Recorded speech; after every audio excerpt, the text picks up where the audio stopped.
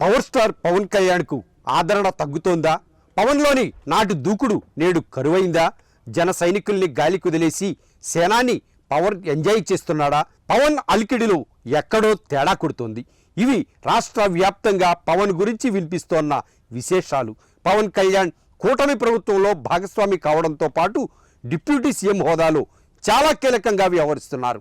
Seize the ship దగ్గర నుంచి తిరుమల తొక్కిసలాట ఘటనలో క్షమాపణలు కోరే వరకు, వారాహి విజయయాత్ర దగ్గర నుంచి సనాతనవాదిగా రూపాంతరం చెందే వరకు, పంచాయతీల అభివృద్ధి కోసం గ్రామ సభల ఏర్పాటు, పవన్ అధికారం చేపట్టిన తరువాత రాజకీయాల్లో తానెంచుకున్న మార్గాలన్నీ కీలకంగానే మారాయి. కొన్ని వివాదాలుగా మారి ప్రభుత్వంలో చర్చలు జరిగే వరకు వచ్చాయి.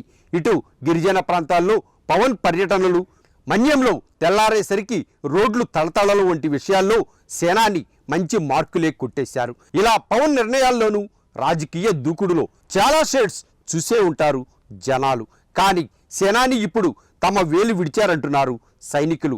పవన్ను నమ్ముకొని ఇంత చేస్తే పార్టీ తమకు ఏమీ చేయలేకపోతుందన్న అసంతృప్తి సైనికుల్లో బలంగా నాటుకుంది. లక్షలాది మంది కార్యకర్తలు, భారీ ఫ్యాన్ ఫాలోయింగ్ ఉన్న పవన్ కళ్యాణ్ కొద్ది మందిని మాత్రమే చేరదీస్తున్నారట.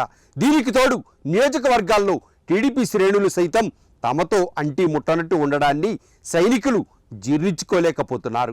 భాగస్వామ్య పార్టీ దూరం పెట్టడం, నమ్ముకున్న జనసేన నుంచి ఆదరణ లభించకపోవడంతో సైనికులు తీవ్ర నిరాశతో ఉన్నట్టు తెలుస్తోంది.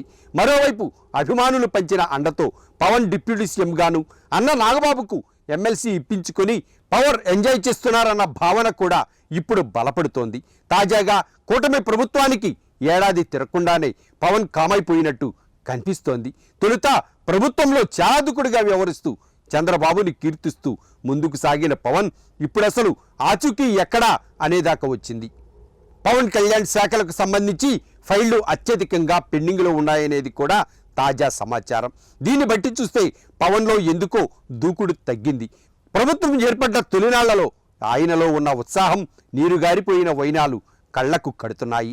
అడపాదడపా వేదికలపైకి ఎక్కింది మొదలు చంద్రబాబును స్తుతిస్తూ ఆయన ప్రసంగం సాగిపోతోంది. ఈ పరిణామమే సొంత సామాజిక వర్గంలో అసంతృప్తిని రాజేస్తుందనేది ఇంకో కోణం. పవన్ భవిష్యత్ గురించి ఎలా ఊహించుకున్నా సైనికులు మాత్రం జెండాలు మోసేందుకు సిద్ధంగా లేరనేది ఇప్పటికే పవనుడికి చేరిన నిఖార్సైన నిజం.